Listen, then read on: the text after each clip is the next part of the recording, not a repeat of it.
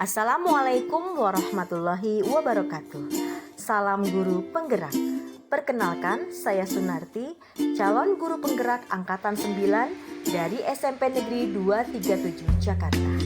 Kali ini saya akan menyampaikan diseminasi budaya positif yang sudah saya laksanakan di depan Bapak dan Ibu guru hebat SMP Negeri 237 Jakarta. Kegiatan ini saya beri judul menyebarkan pemahaman dan penerapan pengalaman budaya positif yang telah kami laksanakan pada tanggal 13 Oktober 2023. Semoga kegiatan ini bermanfaat dan selamat menyaksikan.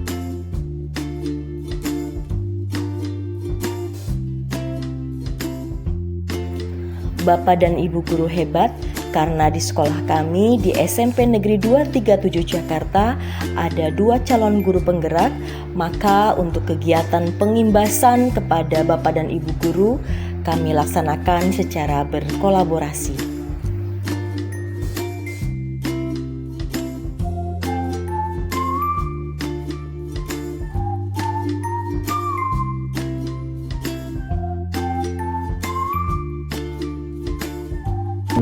Yang hadir puji serta syukur marilah kita panjatkan kehadirannya.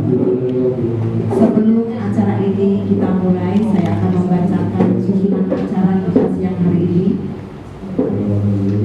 Yang pertama adalah pembukaan, kedua menyanyikan lagu Indonesia Raya yang nanti akan dipimpin oleh Ibu Inidia, lalu sambutan kepala sekolah. Yang keempat, pengibasan budaya positif di sekolah yang akan dipandu oleh Ibu Sunarti dan Bapak Wahyu Subianto. Bapak Wahyu Subianto. Yang kelima akan menjawab dan hadir yang berbahagia, marilah kita buka acara ini dengan sama-sama membaca Bismillahirrahmanirrahim. Lagu Indonesia Raya, kami mohon para hadirin untuk berdiri. Silakan ke Ibu Inidia.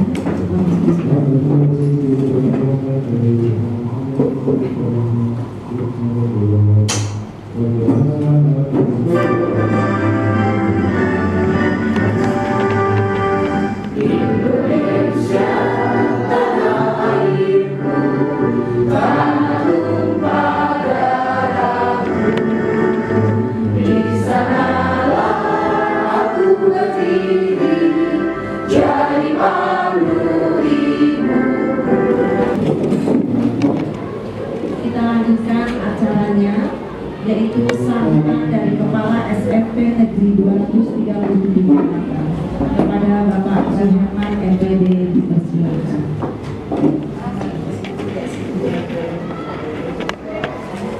Bismillahirrahmanirrahim.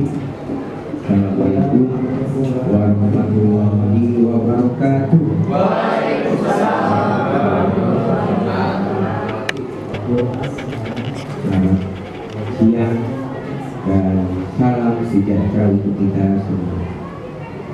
Yang saya hormati Bapak Ibu guru hebat SMP Negeri 237 Jakarta, khususnya 2 CEP kita, Ibu Sunarti SMPD dan Bapak Wahyu SPD. Marilah kita panjatkan puji syukur kehadiran. Assalamualaikum warahmatullahi wabarakatuh. Waalaikumsalam warahmatullahi wabarakatuh. Yang terhormat Bapak Suherman MPD selaku Kepala Sekolah SMP Negeri 237 Jakarta yang selalu mensupport kami calon guru penggerak. Baru saja beliau meninggalkan kita karena ada kegiatan rukun. Namun tidak mengurangi semangat ya Bapak Ibu. Tetap semangat. Yang saya hormati pula Bapak Ibu guru hebat SMP Negeri 237 Jakarta serta rekan seperjuangan saya Bapak Wahyu Widianto. Bapak dan Ibu, baik Bapak dan Ibu, berdirinya saya di sini bukan untuk menggurui Bapak dan Ibu, ya. Bapak Ibu sudah lebih daripada kami anak kemarin sore, ya. tapi memang suatu kewajiban bahwa kami harus mengikhlaskan ya apa yang sudah kami dapat supaya ilmunya berkah, katanya begitu. Nah hari ini Pak Wahyu belum. Nah hari ini kami akan memperkenalkan diri terlebih dahulu. Saya sendiri nama Sunarti. Saya sebagai guru Bahasa Indonesia di SMP Negeri 237 Jakarta. Karena Pak Wahyu malu katanya untuk memperkenalkan diri, ya sayalah tidak apa-apa yang memperkenalkan beliau. Ini teman saya yang paling ganteng, Bapak Wahyu Widianto, guru penjas orkes di SMP 237. Kenal semua Bapak Ibu? Belum? Kenal, tak kenal maka tak sayang. Sayang kepada kami karena kami sudah memperkenalkan diri. Berikutnya Pak Wahyu. Ya, next. Ya, untuk latar belakang kegiatan ini nanti akan disampaikan oleh Bapak Wahyu. Silakan Pak Wahyu. Di tulisannya itu warna hitam aja Pak.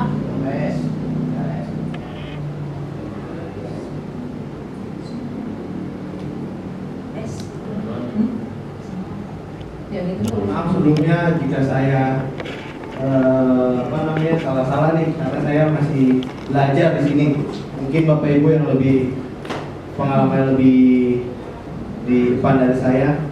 Oke, baik, latar belakang ya. Tujuan pendidikan menurut Ki Hajar Dewantara adalah menuntun segala kodrat yang ada pada anak-anak agar mereka dapat menciptakan keselamatan dan kebahagiaan yang setinggi-tingginya baik sebagai manusia maupun sebagai anggota masyarakat. Anak diberi kesempatan untuk mengembangkan minat, bakat, dan potensi sebagai individu yang unik. Sementara itu, guru harus memberikan tuntunan dan pedoman agar anak tidak kehilangan arah dan dapat menemukan kemerdekaan dalam belajarnya. Nah, budaya positif di sekolah sangatlah penting untuk dikembangkan. Hal ini dikarenakan sekolah merupakan tempat tumbuh dan berkembang karakter siswa. Salah satu caranya membentuk budaya positif adalah membentuk kesepakatan kelas sehingga mereka mempunyai keyakinan dan kesadaran akan penerapan disiplin berdasarkan motivasi internal sehingga pada akhirnya mereka memiliki karakter yang kuat sesuai dengan profil belajar Pancasila. Nah, ini Bapak Ibu nih. Tujuan kegiatan ini adalah yang pertama menumbuhkan budaya positif pada warga sekolah. Kemudian mendukung perilaku positif yang ditujukan oleh semua warga sekolah. Yang ketiga, menciptakan suasana belajar yang aman dan menyenangkan. Oke, ini Bapak Ibu.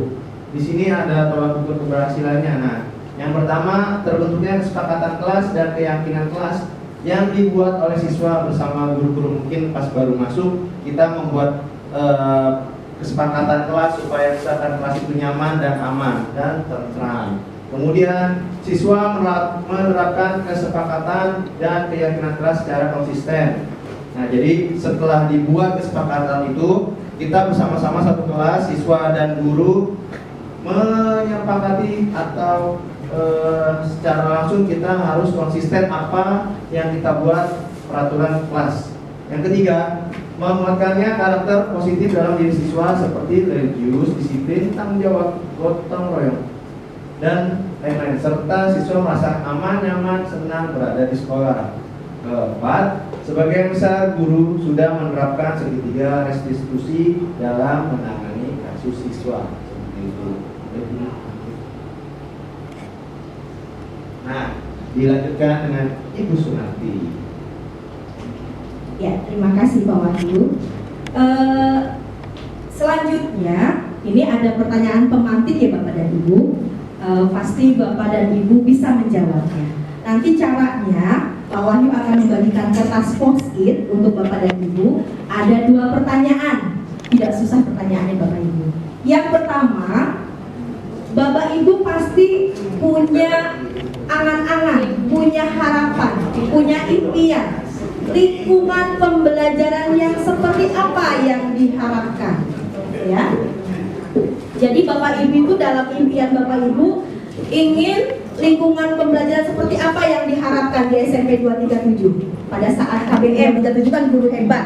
Nah, kedua pertanyaannya, murid-murid seperti apa yang Bapak dan Ibu inginkan? Kalau kita boleh memilih, kita ingin murid-murid yang seperti apa? Dua masing-masing. Jadi pertanyaan nomor 1 mengenai lingkungan pembelajaran di kertas post-it yang pertama, kemudian yang keduanya gunakan kertas post-it yang berikutnya. Ini pertanyaannya. Ya. Ya, saya. Oh, boleh dibantu Pak Wahyu untuk ya. Pak Guru ini tempel di Ada Sini Bu cantik. ya. Iya, cantik. Aku nggak bisa lihat dua ini. Wih, baca. Ya, jangan lakukan. Yang salah. Kita sama nempel. Nanti adanya mau Ya, terima titipan Justin ya. Henry Justin. Boleh, saya udah selesai. Gedek lagi. Ya, saya mau ke pojok sini. Lingkungan pembelajaran seperti apa yang diharapkan oleh Bapak dan Ibu? Ini jawaban Bu Tris. Yang segar, yang menyenangkan, segar, aman bagi siswa. Luar biasa, tepuk tangan buat Bu Tris. Mantap.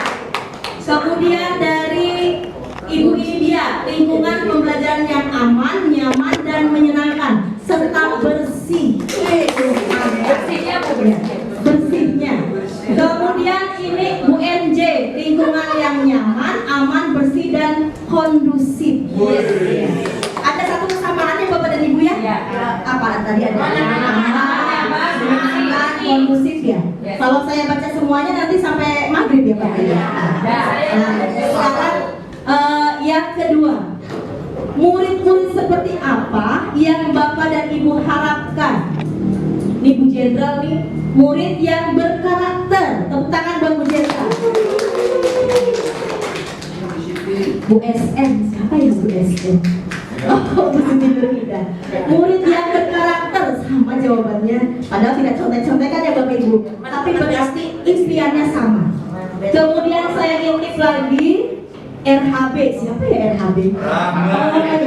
RHB, murid yang kreatif, kritis, inovatif. Itu ada di mana Bapak dan Ibu? Dimensi profil pelajar Pancasila. Tandanya Pak Henry sudah lulus. Satu lagi,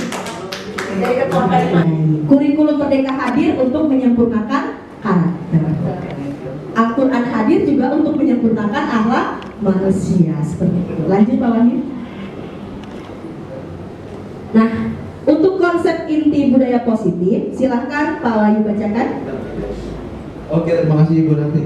Untuk konsep inti budaya positif itu ada perubahan paradigma belajar, disiplin positif, nilai-nilai kebajikan, kebutuhan dasar manusia, motivasi perilaku manusia, posisi kontrol guru, keyakinan kelas, dan segitiga restitusi. Seperti itu Bapak Ibu. Oke, lanjut. Nah, dilanjutkan mungkin ya. Pembelajaran dengan paradigma baru nih Bapak Ibu. Pembelajaran dengan paradigma baru merupakan pembelajaran yang dirancang berdasarkan prinsip pembelajaran berdiferensiasi sehingga para peserta didik belajar sesuai kebutuhannya berdasarkan tahap perkembangan sesuai teori psikologi modern untuk mewujudkan profil pelajar Pancasila. Saya boleh jalan ke sini? Boleh Ibu. Oh, baik. Siap. Mau bertanya? Boleh bertanya. Boleh. Ayo. Ibu Nidia mungkin bisa menjelaskan menurut Bu Nidia apa sih yang dimaksud dengan pembelajaran berdiferensiasi? Baik, terima kasih. Sebelumnya ralat ya berarti untuk pembelajaran berdiferensiasi ini kalau tidak salah sekarang diganti dengan terdiferensiasi. Oh, baik. Nah seperti itu. Jadi mungkin Bapak Ibu punya pendapat juga tentang pembelajaran terdiferensiasi. Adapun menurut saya, kalau menurut Ya, tepuk tangan untuk Bu Lydia. Awalnya mau lanjut atau mau dibahas tentang diferensiasi? Boleh? Mau dibahas? Bu? Mau ada tanggapan lagi? Mau ada tanggapan mungkin? Misalnya begini Bapak dan Ibu, kalau diferensiasi produk, ya, kita tidak menyamaratakan siswa harus mengumpulkan tugas dalam bentuk video. Kan ada siswa yang bisa mengumpulkan video, ada siswa yang mungkin melalui tulisan, ada siswa yang pokoknya sesuai dengan kebutuhan konten, ya, kemampuan mereka. Kita buat kesepakatan kelasnya, waktunya seperti apa. Intinya adalah kita menjadi guru yang bijaksana. Mungkin seperti itu. Lanjut karena masih banyak yang harus dijelaskan. Nah, di sini Bapak Ibu, disiplin positif.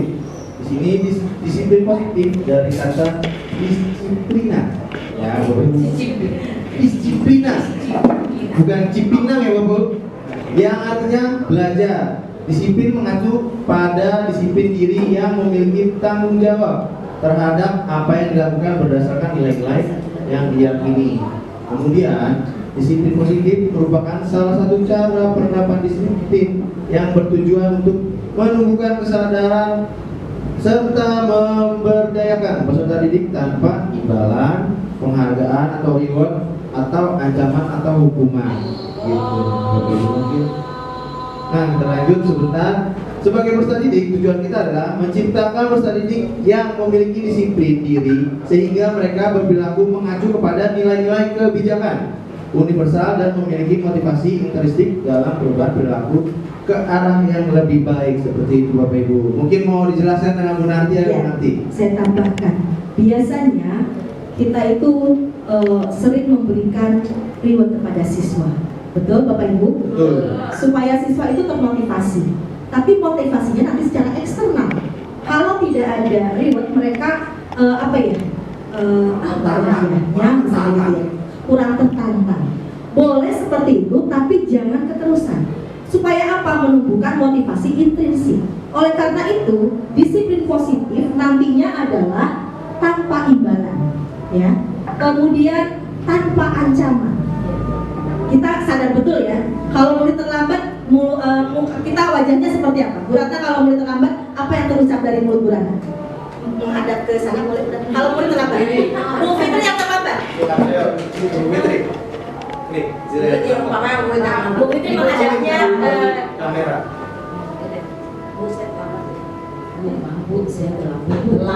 terlambat aja. Kemarin kamu terlambat, sekarang terlambat aja. Di rumahmu di mana? Rumah saya dekat Bu, tapi nggak ada yang nganterin tadi. Asal.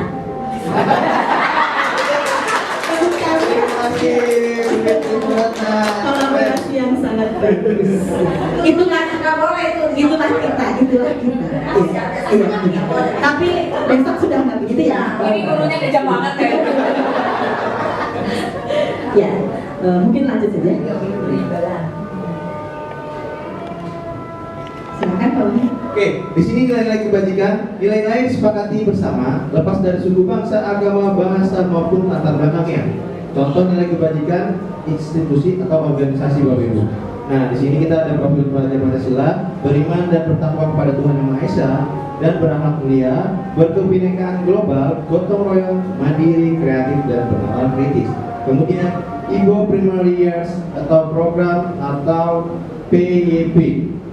Mungkin di sini ada toleransi, rasa hormat, integritas, mandiri, menghargai, antusias, empati, keingintahuan, kreativitas, kerjasama, percaya diri dan komitmen. Lalu mungkin ada nanti hidup bisa dibacakan Pak Wahyu, mungkin tidak semuanya bahwa itu kebajikan dari keterampilan hidup untuk life skill, tidak semuanya. Boleh silakan.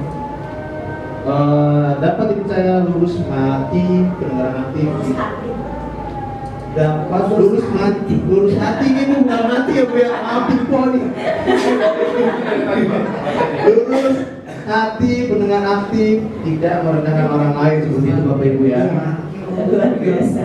Mau dijelaskan dong? Tidak bisa. Lanjut aja ya. Itu contoh nilai kebajikan, nilai yang istilahnya tidak memandang suku, agama, ras, semua akan diterima karena universal.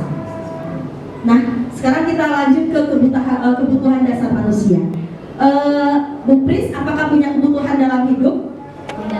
Misalnya kebutuhan apa Ibu? Bayar cicilan atau apa? Oh, biaya sekolah. Kalau Bu Sela, kebutuhan hidupnya apa Bu Sela? Kebetulan hidup saya ada mencinta. Oh,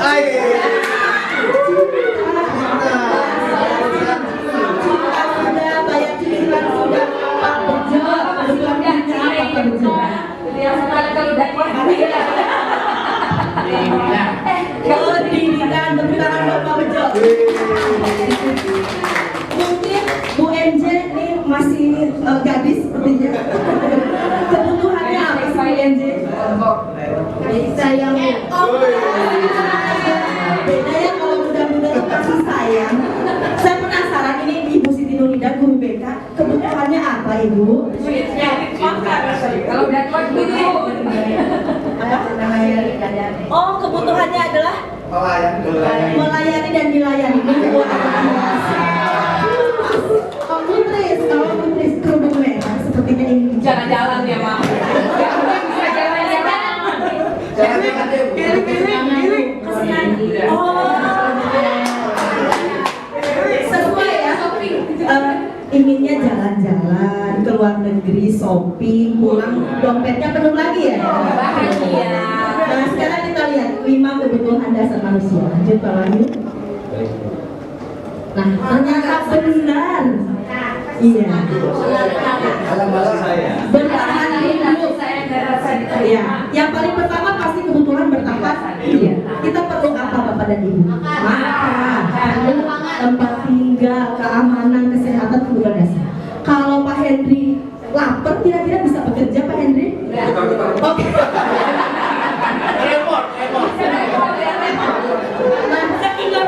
Tadi nih Bisa sambil tremor. kasih sayang dan rasa diterima. Sama murid juga perlu kasih sayang. Iya. Jadi kalau mereka bermasalah sebetulnya kurang elusan saja. Terus yang ketiga, penguasaan. Apa Bapak dan Ibu penguasaan? Harga diri. Maunya apa? Ya, mau berharga. Apa Pak Wahyu berikutnya? Kemungkinan saat kebebasan mungkin mandiri, terus mampu mengendalikan dirinya, mau kemana diri kita ke hal-hal yang positif. Nah, terakhir nih, kita pasti mungkin wajib nih dari setiap manusia mempunyai kesenangan. Ingin kesenangan, jalan-jalan, Bapak Ibu ya, refreshing, ya kan? Keren. Tertawa bersama teman, rekan kerja, seperti itu. Lanjut ya Bapak Ibu. Duduk bersama enggak? Itu kesenangan Pak, benar. Enggak masuk, Pak. Baik, berikutnya motivasi perilaku manusia. Di sini ada 2 ya Bapak dan Ibu. Ada motivasi ekstrinsik. Kira-kira kalau misalnya Bu Ratna nih muridnya tidak mengerjakan PR, kira-kira karena apa nih? Rajin mengerjakan PR. Takut sama Bu Ratna mungkin? Iya kan? Kalau nanti masuk melotot matanya, makanya saya kerjakan saja. Ya, betul tidak Bapak dan Ibu? Terbayang gurunya mau seperti apa tingkahnya? Iya, betul. Kemudian bertemu dengan wakil kesiswaan, rambut panjang. Nah, kira-kira apa yang motivasi intrinsik? Jadi mau ada imbalan, mau tidak ada imbalan, tapi tumbuh dari kesadarannya. Itu yang kita cari. Tapi kan berproses Bapak dan Ibu ya, tidak bisa langsung tiba-tiba motivasi intrinsik. Pengaruh keluarga itu sangat penting ya. Kalau dari kecil misalnya kita mengajarkan tentang puasa kepada anak kita bagi yang muslim, tiba-tiba ibu gini, puasa ya dek, nanti sama ibu dikasih uang 50.000 sehari. Nah kalau itu terus-menerus dibiasakan, berarti hanya motivasi eksternal yang akan tumbuh. Tapi kalau Bapak dan Ibu meningkatkan deh, puasa ini kewajiban muslim, kita mencoba ya sampai jam nggak usah jam 2 karena masih 5 tahun misalnya.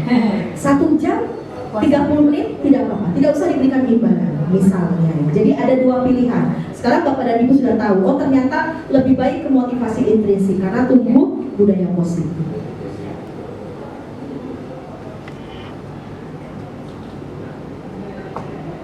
Nah, ada 3 perbedaan, ada hukuman, konsekuensi, sama restitusi. Mungkin Pak Wahyu bisa membacakan? Di sini terlihat ya Bapak Ibu, untuk hukuman itu tidak terencana atau tiba-tiba ya. Kemudian murid tidak tahu apa yang akan terjadi atau tidak dilibatkan. Kemudian bersifat satu arah, kemudian berupa hukuman fisik atau psikis. Jadi murid itu ketika misalkan saat upacara dia tidak memakai seragam atribut lengkap, nah itu tergantung bagaimana kita menyikapi terhadap murid bahwa nah besok harus dilengkapi ya. Kalau hukuman kamu nggak bawa lengkap peralatan pusat, nah itu jangan dicontoh ya Bapak Ibu seperti itu sudah tidak boleh dicontoh. Konsekuensi terencana atau disepakati sesuai peraturan. Kemudian murid tetap dibuat tidak nyaman. Kemudian sikap guru selalu memonitor murid. Ya, itu. Misalnya ada peraturan peserta didik tidak boleh memakai atau berhias ya. Selalu menjadi patokan itu, kita tidak menggunakan kalimat yang nadanya mengancam atau nada tinggi, tapi di peraturan tidak dibolehkan menggunakan lipstik. Berarti kalau kamu menggunakan lipstik, konsekuensinya ada. Nah itu berarti konsekuensi. Jadi tidak menghardik, tidak verbalnya tidak kita seperti apa, tapi ke peraturan dan konsekuensi. Kamu mengerjakan A, akibatnya B. Itu konsekuensi. Yang terakhir? Oke, restitusi. Nah, di sini Bapak Ibu nih, ini intinya nih, proses menciptakan kondisi bagi murid untuk memperbaiki kesalahannya. Kemudian proses kolaboratif yang mengajarkan murid untuk mencari solusinya sendiri. Contohnya nih Bapak Ibu, misalkan saya tidak memakai seragam di hari Jumat, sedangkan di hari Jumat harus memakai seragam baju koko. Nah, saya ditegur sama Bu nanti nih, Pak Wahyu, mengapa tidak menggunakan seragam hari Jumat? Mohon maaf Bu, saya lupa karena seragam saya masih dicuci. Apa yang dapat kamu lakukan untuk memperbaiki kesalahanmu? Gaya banget. Mungkin di hari selanjutnya saya akan lebih disiplin lagi dan tidak akan mengulangi lagi Bu. Begitu Bapak dan Ibu, jika kita menggunakan restitusi.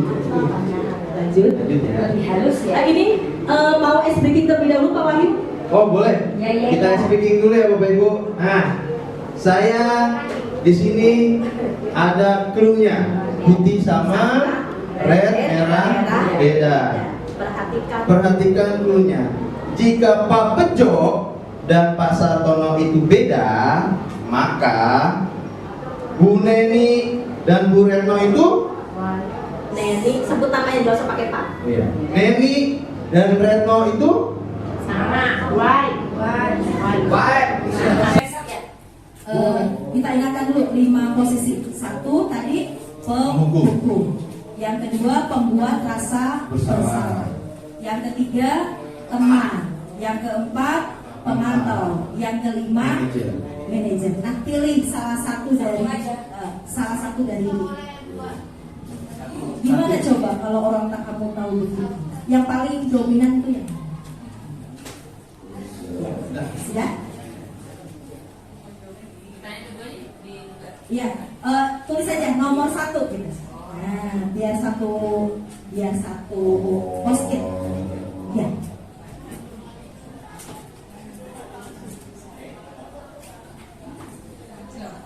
Nah, ini pertanyaan yang kedua.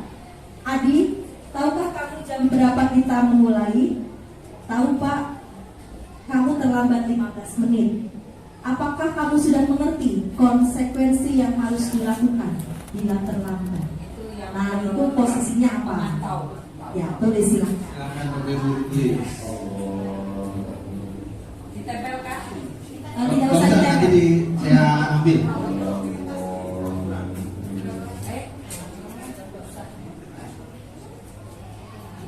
Ada Bapak Ibu? Lanjut ya. Minta ada yang menjawab. Siapa Bapak Ibu yang mau menjawab? Oh, Bu Sela, idola nih, idola saya nih, Bu Sela nih. Sela, boleh posisinya di depan. Boleh madep ke kamera. Nomor 1 menurut saya posisinya Perkenalkan dulu dong Ibu, Ibu siapa? perkenalkan nama saya Sela Nurafifah, saya guru IPA di SMP 237. Jawaban nomor 1 adalah membuat rasa bersalah. Karena di situasi itu kan kalau tadi kan ada seolah-olah membuat merasa bersalah tuh supaya menyadarkan anak akan kesalahannya. Gimana coba kalau orang tua kamu tahu begini terus gimana? Nggak begini. Bagus sekali Bu. Bagus Bu Sela, hebat. Nah, yang kedua adalah posisi monitoring karena dia menjelaskan aturan. Terus kamu kalau terlambat 15 menit kamu tahu kan konsekuensi apa. Jadi adanya data. Ya, adanya data kayak gitu. Terus apakah kamu sudah mengerti? Segitu. Oke, terima kasih. Luar biasa, tepuk tangan untuk Bu Sela. Hebat. Bagaimana Bapak dan Ibu, jawabannya sudah benar? Ya. Ya. Jadi yang pertama pembuat rasa bersalah. Yang keduanya adalah penonton. Yang terakhir, materi terakhir. Bu Rata mau dilihat? Boleh. Oh tadi sudah. Mungkin Bu Siti Hopsah boleh tanggapannya. Ibu merasa paling sering di posisi yang mana? Silakan.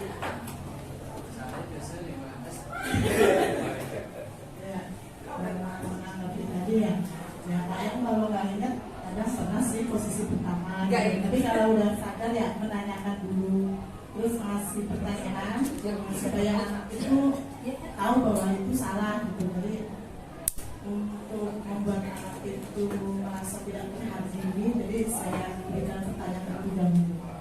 Luar biasa. Wah, hebat. Sekarang dari sayap sebelah sini, sepertinya Bu Risma menyampaikan sesuatu. Kira-kira ada di posisi mana ya paling sering Ibu lakukan? Silakan Bu Risma.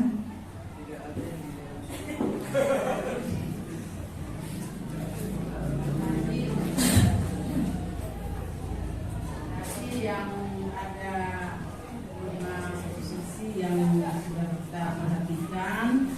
Namun yang pertama pemukiman itu dia belum mirip sehingga seperti begitu pemukiman. Kalimatnya beda ya Bu, lebih ini. Ya bukan begitu seperti yang dibuat Kendall. Kalau nada Bu Risma seperti apa? Kalau sedang Aku telat lagi. Ya bukan seperti itu. Posisi popo yang terakhir itu ya gimana mau marahnya ya orang tuanya ya memang saya Popo sayang gitu ya. ya sejak kita ke sana ya kita bilang sayang ya Hebat. lagi di sekolah yang popo sayang. Terima kasih Ibu. Terima kasih Bu Risma. Ya. Boleh tanya, boleh tanya. Ya. Popo kau teh lambat saja kau. Sekarang kau tidak boleh begitu. Oke. Bu boleh tanya?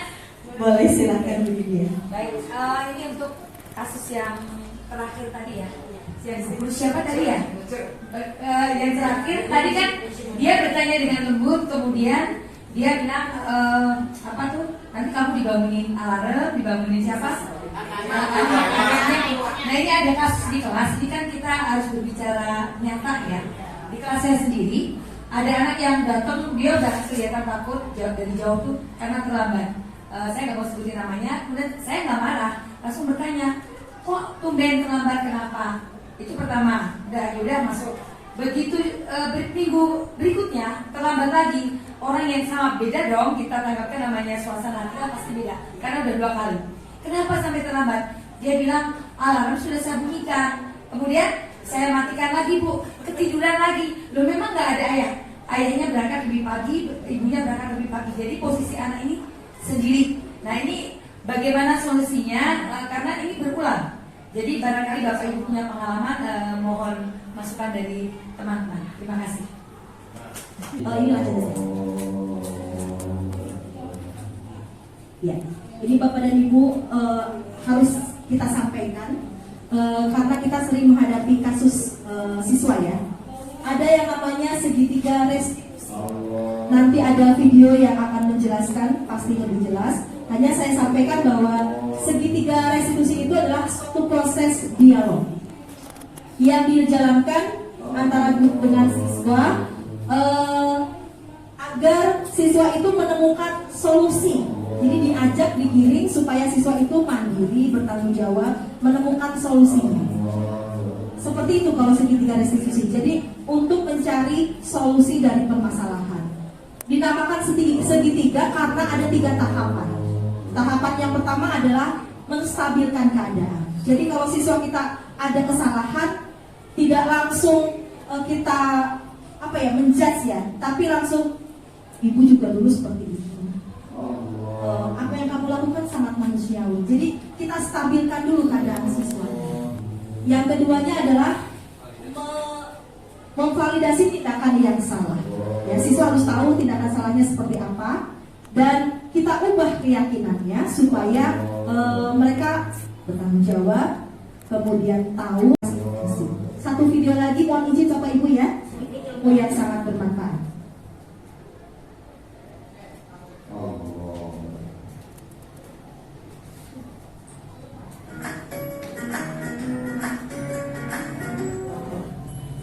Salam dan bahagia Ibu dan Bapak guru hebat.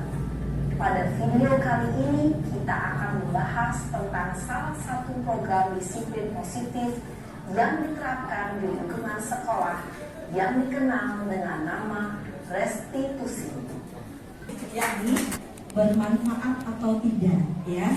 Silakan nanti sebutkan nama, kemudian mungkin ada saran dan sebagainya, silakan disampaikan. Daripada saya mengambil video lagi, lebih baik langsung saja. Jadi mohon Bapak dan Ibu testimoninya sampaikan apakah materi ini bermanfaat untuk kita semua. Ada yang bersedia Bapak dan Ibu? Ya. Mungkin.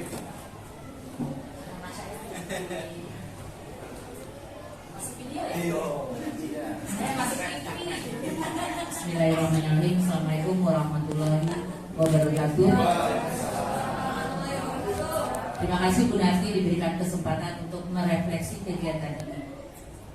Kegiatan ini sangat bagus dan luar biasa, mengingatkan kita terutama menghadapi anak kita yang luar biasa dengan adanya tadi dipaparkan. Ini jadi ingat, oh iya, kita tuh selalu seperti ini ya, kalau anak berbuat salah langsung menjas anak, dan ini bisa mematikan karakter anak. Jadi dengan adanya ini sebagai pengingat lah buat kita. Jadi agar nantinya kita akan benar-benar merasakan bahwa anak kita itu mempunyai karakter.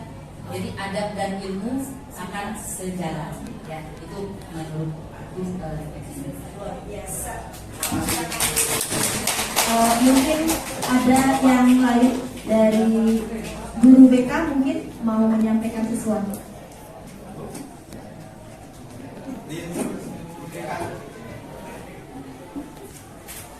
Guru BK yang paling banyak menangani kasus siswa, menurut Bapak Ibu kegiatan ini ada tidak manfaatnya? Terima kasih atas pendidikan. Assalamualaikum warahmatullahi wabarakatuh. Alhamdulillah diberi kesempatan untuk hadir dalam diseminasi hari ini. Ternyata banyak sekali hal-hal yang salah yang saya lakukan kepada siswa sebelumnya. Alhamdulillah setelah menghadiri diseminasi ini, kedepannya saya akan memperbaiki melayani siswa dengan lebih baik lagi.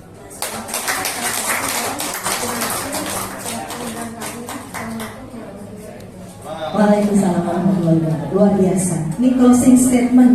Gak sah kalau belum ada waktu kesiswaan yang berbicara. Beliau paling banyak menangani kasus siswa. Ada wali kelas, ada BK. Gongnya kan wakil kesiswaan. Ya. Silakan Bapak.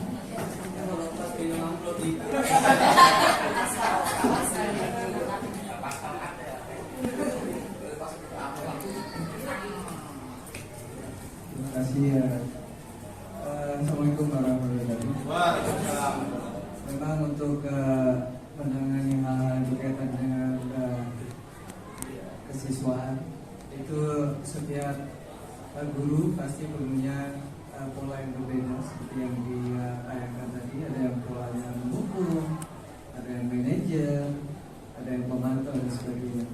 Dari kegiatan ini kita disadarkan bahwa kadang-kadang memang kita ingin berubah secara instan sehingga kita melupakan hak dari peserta didik.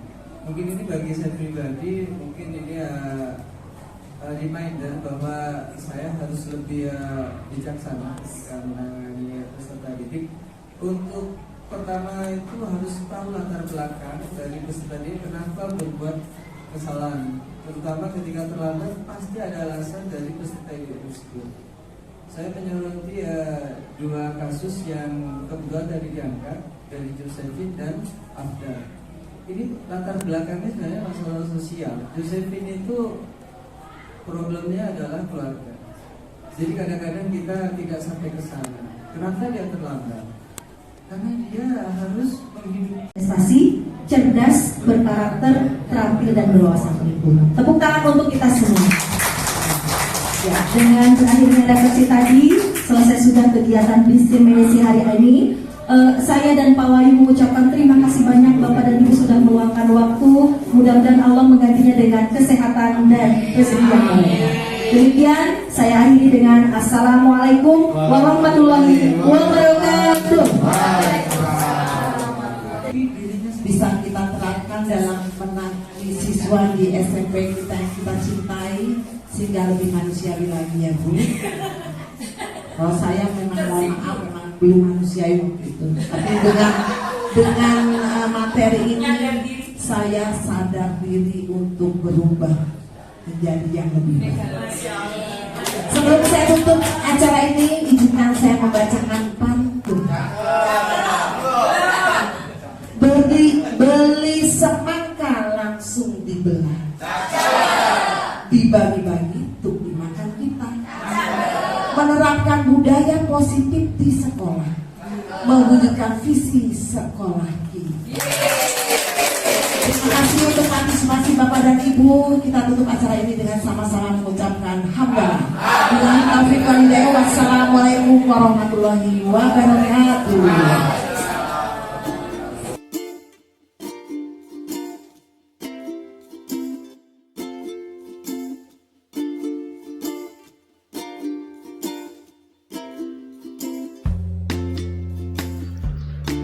Bapak dan Ibu guru hebat, setelah kami berhasil melaksanakan pengimbasan budaya positif kepada guru-guru, tibalah saatnya saya melaksanakan aksi nyata bersama para siswa untuk membuat keyakinan kelas. Aksi nyata yang pertama saya laksanakan pada hari Senin 23 Oktober 2023 di kelas 9A.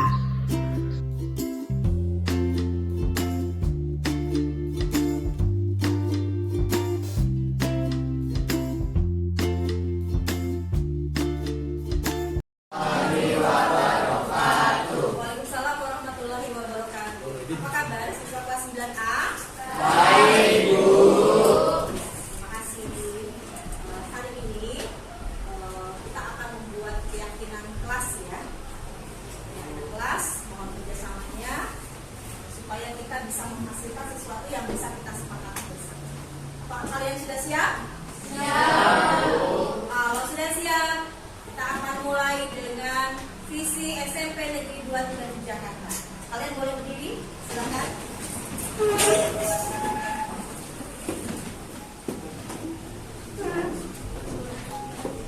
Kompak ya. Visi SMP Negeri 237 Jakarta. Unggul dalam prestasi, cerdas, berkarakter, terampil, terhormat lingkungan.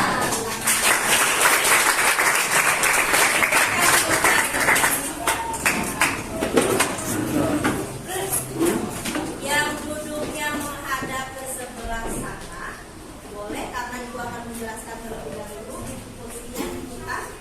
Nah.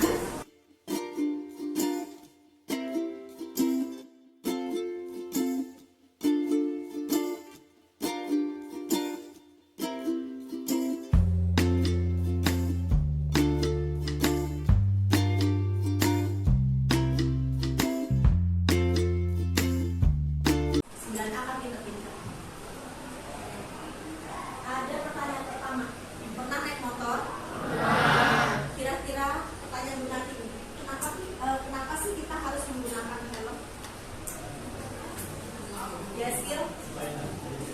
Supaya tidak terjadi kecelakaan. Tadi siapa lagi yang angkat tangan? Selin?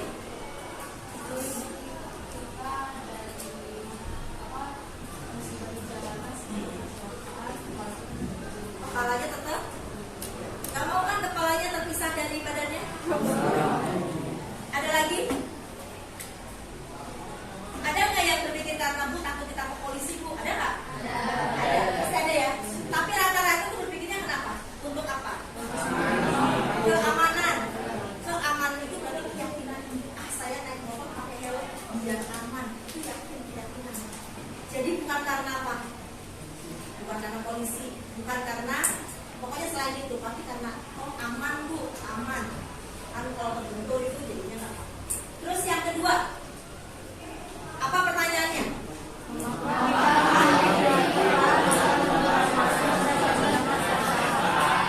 Sekarang, kenapa sih kamu harus cuci tangan setiap kali?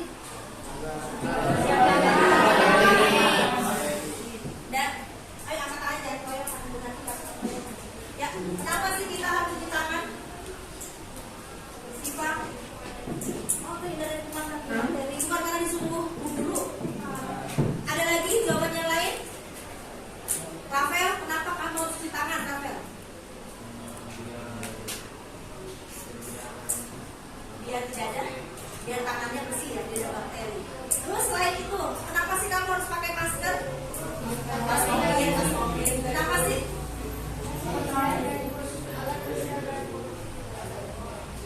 Yang kotor, terhindar dari virus, keburu kan?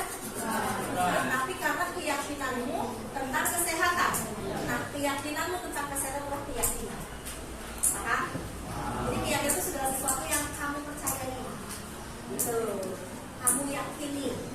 Kayak semacam kamu kalau beriman, kamu imani. Ya? Ini mati semua nih.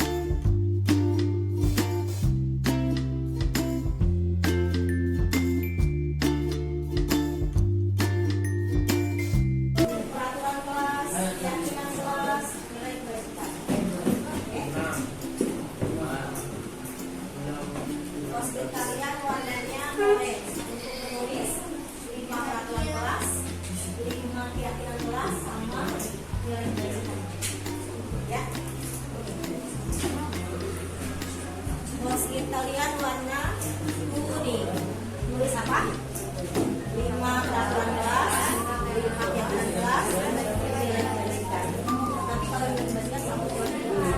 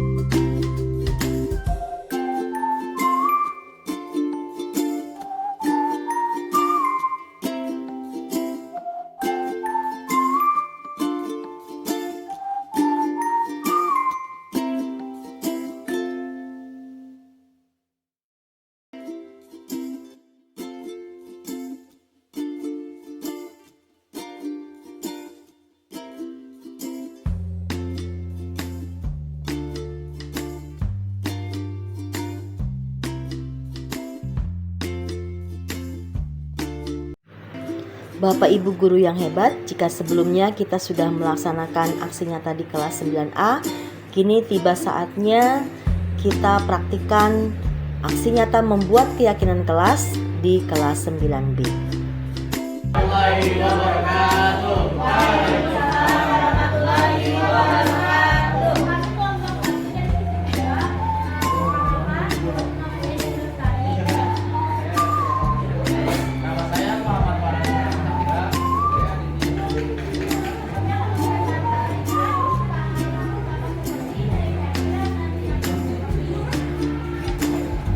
Nilai keyakinan kelas yang pertama yaitu disiplin.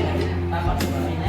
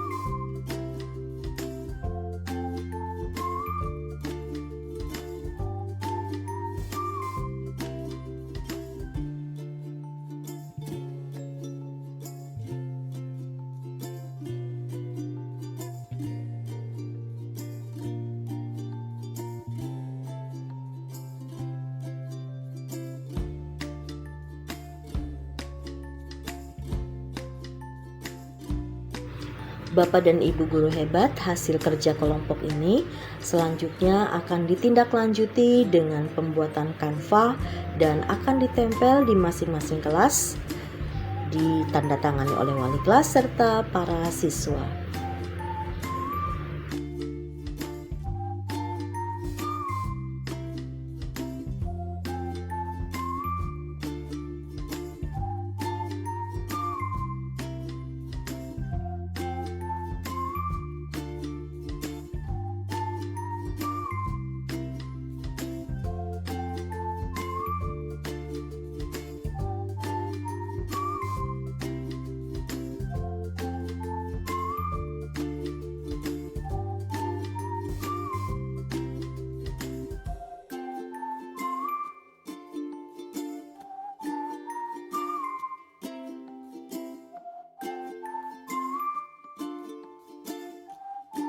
Demikian Bapak dan Ibu, aksi nyata modul 1.4 Budaya Positif Sekolah dengan kegiatan mengimplementasikan budaya positif sekolah kepada guru-guru SMP Negeri 237 Jakarta dan membuat keyakinan kelas bersama para peserta didik.